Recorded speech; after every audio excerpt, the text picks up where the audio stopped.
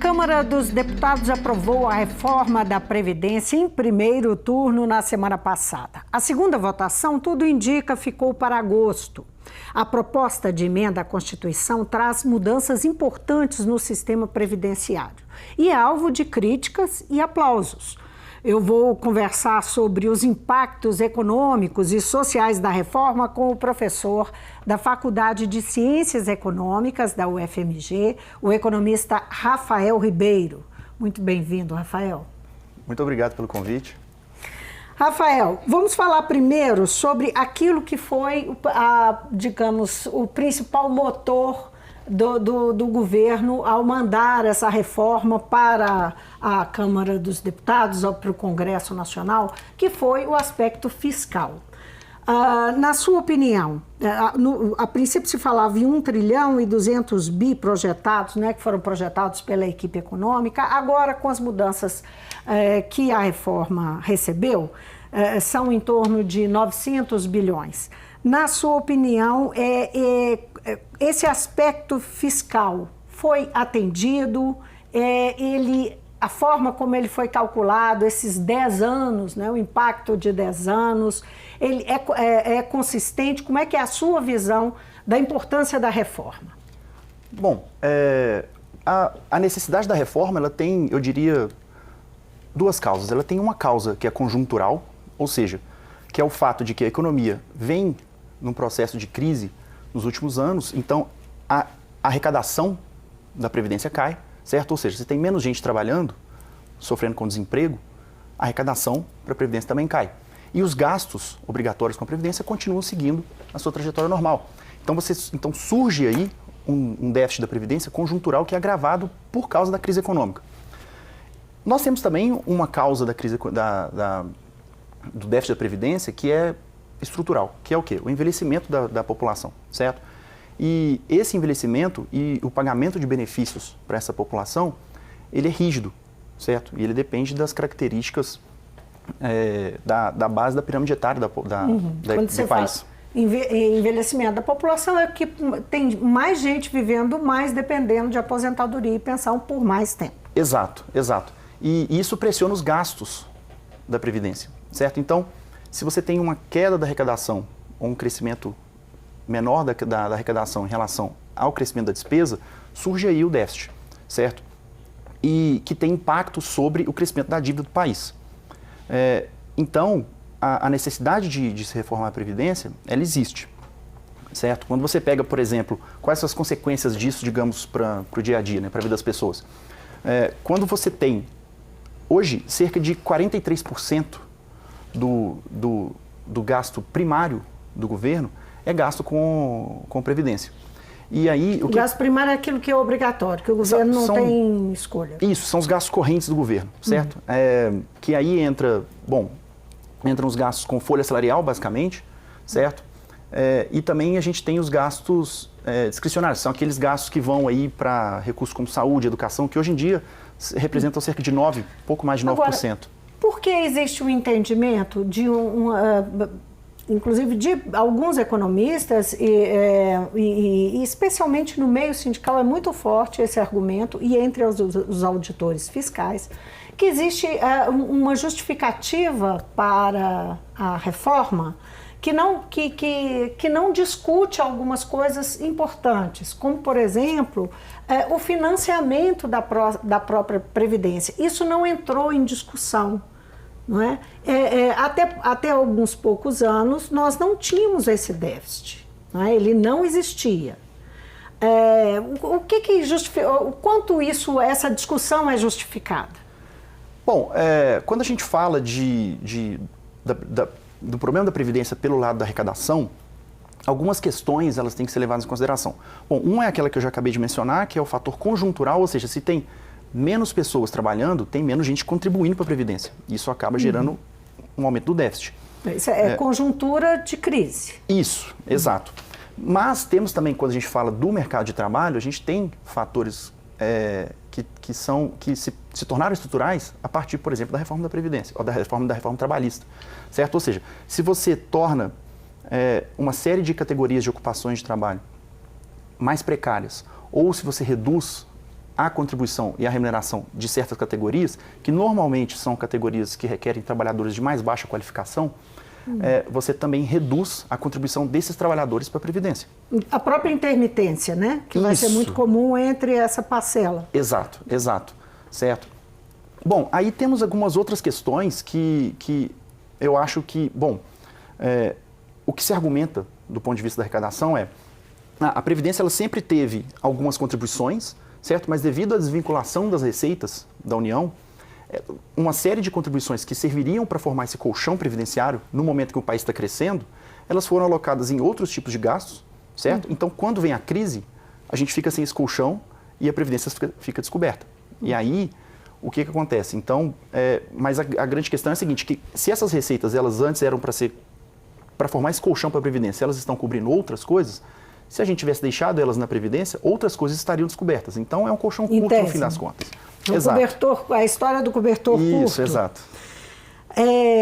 Mas isso, de qualquer maneira, é um ponto de vista, né? A gente que sustenta que não é por aí. Mas o governo, ele vendeu a reforma como a grande saída para a crise econômica do país. Que, aprovada a reforma, isso estava...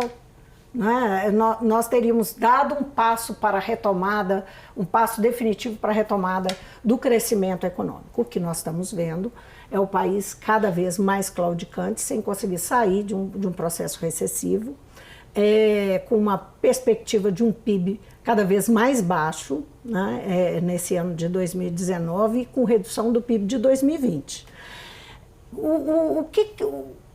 Por que essa previsão não parece estar dando certo? Porque isso era assim, para ser uma percepção do mercado.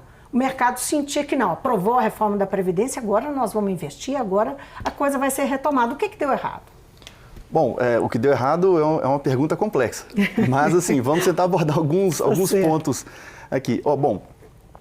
Do ponto de vista estritamente contábil, digamos, e do ponto de vista orçamentário, se hoje a receita da Previdência, ou gasto com Previdência, é 43% dos gastos correntes do governo, para falar de forma mais clara, se você reduz os gastos correntes do governo, você abre espaço para que o governo gaste com outras áreas, como, por exemplo, poderia ser educação, saúde.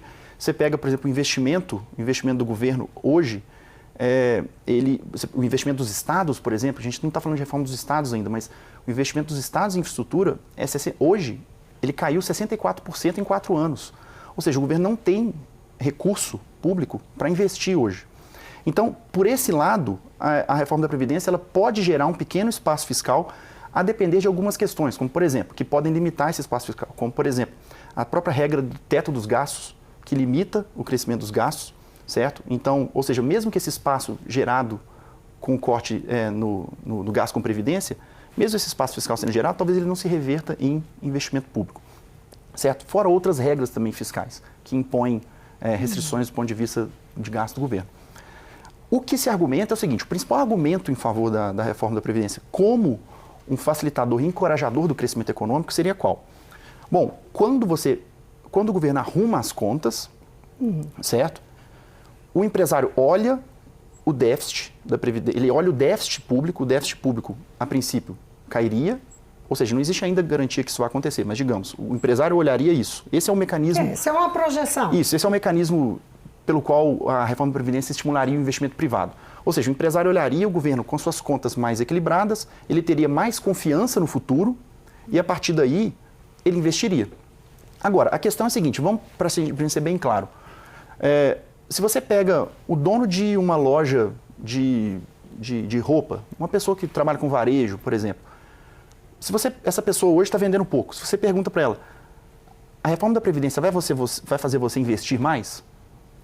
Por que o varejista vai investir mais? Por que ele vai contratar um trabalhador a mais? Por que ele vai contratar mais bens dos seus fornecedores e vender mais? Não, o que vai fazer ele vender mais é o aumento do consumo. Ou seja, se as pessoas não estiverem consumindo mais, o empresário não vai vender mais. Você está querendo dizer que a Previdência não faz a roda girar necessariamente? Sozinha não. O que o país precisa... Quais são os motores do crescimento? Para a gente ser bem sucinto. Você tem motores domésticos e externos, certo? Os domésticos são basicamente consumo, investimento e gasto do governo. O consumo hoje do Brasil está muito restrito. As famílias estão cerca de 63% das famílias do Brasil estão endividadas, certo? Ou seja, se elas estão endividadas, qualquer dinheiro a mais que entrar vai servir para pagar a dívida, não vai movimentar a economia. Fora que também as famílias estão com a remuneração do trabalho tem ficado estagnada, o que significa que as pessoas consomem menos. O investimento é aquilo que a gente acabou de falar. Por que o empresário vai investir se o governo estiver com as contas arrumadas? Por que ele vai olhar e falar assim, agora o governo está com a conta arrumada, agora o país vai crescer, eu vou investir porque as pessoas vão comprar mais. Não existe nenhum mecanismo que garante isso aconteça. E o investimento depende hoje, tem uma pesquisa do BTG Pactual, que eles entrevistaram vários empresários do Brasil, mais de 1000, e fizeram a seguinte pergunta, por que você não investe? O empresário falou, bom, basicamente ele não vê demanda pelo produto dele, certo? Ele vê muita incerteza política também no horizonte. A Previdência não foi apontada como um fator que, digamos, se tiver a reforma da Previdência, vai mudar seus planos de investimento? Os empresários disseram que não. Agora, por outro lado, há um outro aspecto aí que está em discussão, que parece também preocupante, é da reforma ter um impacto negativo sobre parcelas da população, de forma que vai diminuir consumo, e isso pode trazer no país já num mau momento econômico, em crise econômica, isso aprofundar, tornar ainda mais, ter um efeito ainda mais recessivo. Esse seria um argumento, colocando aí a partir da questão do consumo.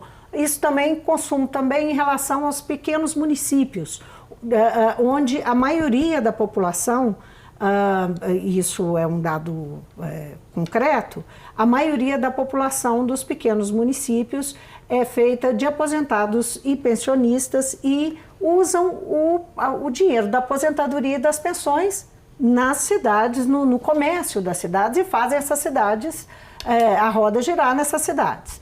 Então, isso traria efeitos perniciosos e não bons, porque as pessoas vão ganhar menos, vão ter benefícios menores, enfim. Como é que você vê essas duas abordagens, que são, na verdade, não é a mesma, mas estão caminhando para o mesmo lado? Sim. Bom, aqui a gente tem duas questões.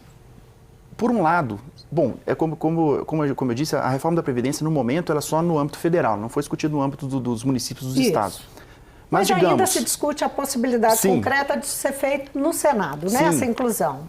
Então, assim, se você gera um espaço fiscal, ou seja, se os estados e municípios conseguem economizar um pouco com o gasto com Previdência, pega, por exemplo, o estado de Minas Gerais, hoje a razão, a proporção entre os inativos e os ativos é de 2, ou seja, você tem o dobro de trabalhadores inativos para cada ativo.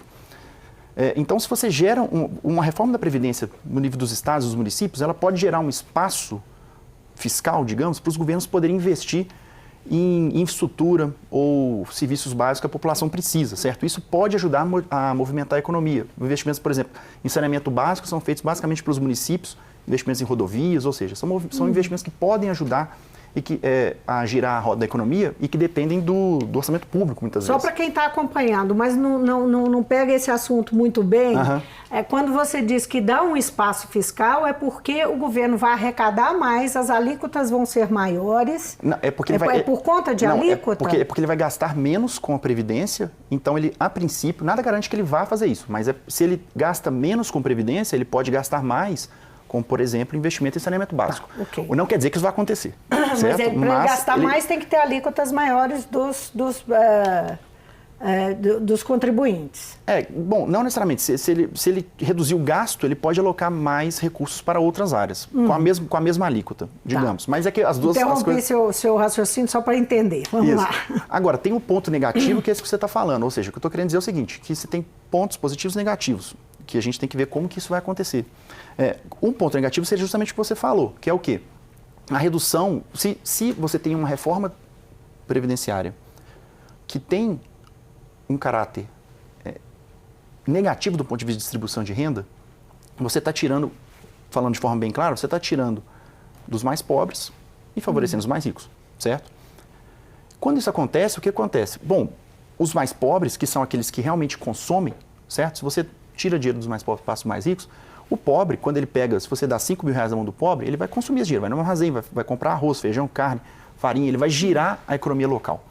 Se você dá R$5.000 na mão do rico, ele vai pegar esse dinheiro, bom, como as necessidades básicas dele já são satisfeitas, ele vai pegar esse dinheiro, ele vai gastar com bens supérfluos, uma parte ele poupa, nem gasta, uma parte ele pode pegar e viajar e gastar na Suíça, seja o que for. Não necessariamente gira a economia local. Então, se você tem uma reforma previdenciária que tem um impacto regressivo do ponto de vista distributivo, ou seja, que piora a distribuição de renda, você pode gerar um efeito negativo do ponto de vista do consumo. Se o efeito negativo sob o ponto de vista do consumo for maior do que um eventual efeito positivo que possa ter via investimento público, a gente não sabe se vai ter, esse efeito geral total vai ser claramente excessivo. Rafael, dá para já dizer, olhando para essa reforma que passou no primeiro turno, que muito provavelmente a expectativa é que não sofra nenhuma interferência no plenário, no segundo turno, e que talvez também no Senado não. A inclusão de estados e municípios pode ficar para uma PEC paralela, como está sendo dito pelo Tasso Gereissati, o senador que vai relatar a reforma na Comissão de Constituição e Justiça do Senado. Mas olhando para o que a gente tem agora, a gente pode dizer que ela é mais ou menos distributiva? Como é que... Bom, para explicar... Só para a gente entender, nós estamos falando aqui muito dos detalhes, sim, mas assim, né, a grosso modo, ela é mais ou menos distributiva. Então, para explicar para quem está em casa, é o seguinte, bom, a reforma, ela é basicamente o quê? O que é o sistema geral de previdência? Ele bom, as pessoas que estão hoje trabalhando, elas contribuem para quem vai receber isso no futuro, certo? Ou seja, quem hoje recebe porque alguém lá atrás contribuiu. É um regime geral de repartição, certo? É um regime de repartição. E nisso você tem uma série de questões que são distributivas, do ponto de vista de renda, e distributivas intergeracionais. Então, quando a gente fala, a reforma, ela tem aspectos positivos do ponto de vista distributivo, ou seja, tem aspectos positivos e negativos. Do ponto de vista distributivo, ou seja, quando você... atualmente, ou antes da reforma, a gente não tinha, por exemplo, uma idade mínima para aposentadoria. Então, o que acontece? Bom, quem são as pessoas que conseguiam aposentar mais cedo? Normalmente os trabalhadores mais escolarizados das regiões urbanas, certo? E mais abastadas. Os trabalhadores mais pobres, em geral, se aposentavam cerca de 10 anos mais tarde do que os mais ricos. O que isso significa? Significa que eles estão pagando para alguém aposentar mais cedo. É que não tem aqueles buracos. Na hora que você vai fazer a sua contagem de tempo e contribuição, se tem buraco, você vai trabalhar mais. Exato. Isso é o que acontece, em geral, com os mais pobres. Exato, ponto. Agora, quais são os pontos que eu acho que são regressivos na reforma? Bom, agora, hoje em dia, a partir da reforma que foi aprovada, o benefício que é pago, ele é cerca de 60%, não, ele é 60% da média da remuneração laboral do trabalhador ao longo da vida. O que isso significa? Bom, trabalhadores que estão em ocupações de trabalho intermitente ou que trabalham na informalidade, certo? Esses trabalhadores, eles têm longos períodos ou vários períodos de desemprego ao longo da vida. É natural e também de baixa qualificação, o salário deles, médio, é baixo. Se você aplica uma média, se você tira a média desse salário, ou seja, pessoas que muitas vezes começaram a trabalhar muito cedo na vida, em ocupações precárias de baixa remuneração, esse salário inicial vai contar. Ou seja, se você... E tem grande risco da pessoa morrer trabalhando. Não, isso é fato.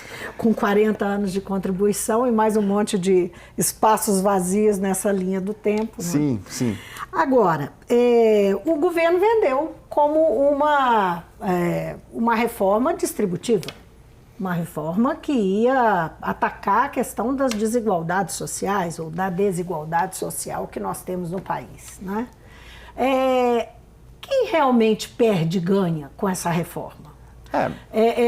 Aqui, quando a gente fala da reforma, nós estamos tratando dos trabalhadores, mas nós sabemos que tem os interessados, os empresários, o mercado, os bancos, não é? E do lado dos trabalhadores, nós temos os servidores, servidores que são muito bem remunerados, outros que não são.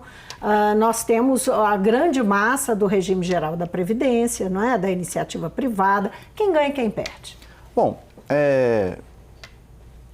o governo vende a reforma como um benefício do ponto de vista distributivo, porque você tem algumas pequenas medidas, como eu estou dizendo, que a princípio são progressivas do ponto de vista distributivo da renda, que é o quê? Bom, tem uma pequena redução da alíquota para quem ganha salário mínimo, que antes pagava 8% na folha salarial, agora é 7,5%, e tem aí pequena progressividade nas alíquotas para faixas de ganho, tanto para os trabalhadores do regime privado quanto dos servidores públicos, né? Então, isso foi vendido como um ganho distributivo e essa questão da implementação da idade mínima, certo? Como um fator que gera distribuição de renda. Mas você tem uma série de outros fatores que são regressivos do ponto de vista de distribuição de renda, como esse que eu falei, do cálculo do benefício a partir da média da vida laboral, da remuneração laboral inteira da pessoa. Isso é altamente regressivo do ponto de vista distributivo. Você pega, por exemplo, o benefício por a aposentadoria por invalidez, que agora é 60% da média da remuneração da vida laboral do trabalhador, certo? Ou seja, que isso também é regressivo. A partir dos 20 anos, né? Conta... Sim. 60% e depois tem uma progressão. Né? Isso. Que aí, para cada ano a mais de contribuição, ganha 2% a mais. 2%. Isso. De modo que você tem que trabalhar 20 anos a mais ou 40 anos de contribuição para poder ter aí 100% do benefício, que é 100%, digamos assim, do benefício que é 100% da média de contribuição salarial. Então você tem uma perda distributiva, por exemplo, do ponto de vista da pensão por morte. Por quê? A pensão por morte, hoje, que antes era 100% do benefício, hoje você recebe 60% do benefício. Só que quem que é o grande beneficiário, digamos assim, o grande receptor do benefício da pensão por morte hoje no Brasil? São as mulheres idosas, porque 80% das pessoas que recebem esse benefício são mulheres idosas. Eu vou insistir na forma que eu perguntei, porque eu queria que você fechasse a nossa conversa, porque o nosso tempo acabou. Quem perde, quem ganha. Está claro aí, pelo que você está dizendo, que tem uma parcela muito pobre que vai perder muito. Não é? Mas quem perde, quem ganha, pensando nessas diversos segmentos da sociedade? Como eu disse, são diversos canais de transmissão da Previdência. Ainda é muito cedo para fazer uma avaliação muito taxativa. Agora, eu acho que certamente as pessoas mais pobres, aquele trabalhador menos qualificado, certo? Esse trabalhador... É o grande perdedor. Dificilmente ele vai ter algum benefício. Quem é o ganhador dessa reforma? Bom, a gente pode citar algumas categorias, certo? Você pega, por exemplo, os militares conseguiram... Que ficaram de fora. Que ficaram de fora, ou os policiais federais também, que conseguiram aposentar com 55 anos, certo? E aposentadoria integral. Né? Então, esses são grandes ganhadores da reforma. Tem algumas categorias que conseguem ter mais de uma aposentadoria... Então, teve algumas restrições sobre o acúmulo de benefícios também, certo? Mas, digamos assim que é difícil ainda falar exatamente quem ganha e quem perde, mas certamente eu acho que vai ter um peso muito grande negativo sobre o trabalhador de mais baixa qualificação, que trabalha na informalidade, que não tem possibilidade de contribuir, certo, com a Previdência. E acho que esse trabalhador ele pode sofrer graves consequências no horizonte curto aí. Rafael, muitíssimo obrigada pela presença aqui no Mundo Político. Eu que agradeço. Eu conversei com o economista Rafael Ribeiro, ele é professor da Faculdade de Ciências Econômicas da UFMG. Nosso assunto, os impactos econômicos e sociais da reforma da Previdência. O que vai acontecer agora? Que ela passou no primeiro turno, está indo para o segundo turno, talvez no início de agosto, depois vai para o Senado, enfim. A previsão mais otimista é que até início de outubro estará aprovada. Qual que é o impacto real se for esse texto que foi aprovado até agora? O que vai acontecer com o país? Quem é que vai pagar mais essa conta? Essa é a entrevista de hoje. E o Mundo Político fica por aqui. Se você quiser rever a entrevista, é só acessar o nosso site ou o YouTube. E para falar conosco pelo Twitter, o e-mail. Então, obrigada pela companhia e até o próximo programa.